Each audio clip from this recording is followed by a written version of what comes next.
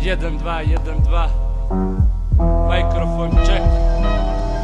Stavi rizle u štek.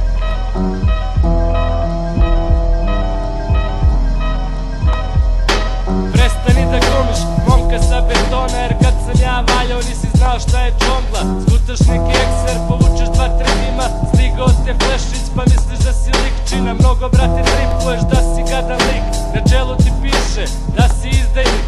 Furaš brza kola, misliš da si keršme, ribice se lože a ti ćeš ne da ih beše. Piercing ti na obravi pa mora da si terpe, čim nećeš ovakve ribice da tresneš.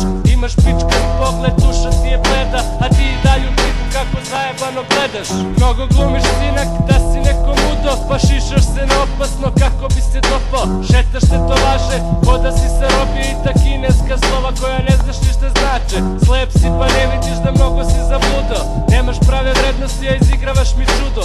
Roditelji misle da si dobar dečko, meni si tebra, smešan kao Peško. Riba te izrabljuje a ti glumi Deda Mraza, imaš povez preko očiju, moj ortak ti je kara.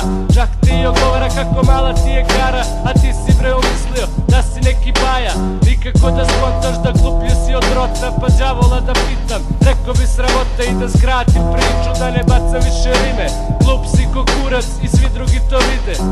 Ček, si stavio rizle u štek. 1, 3, 1, 2.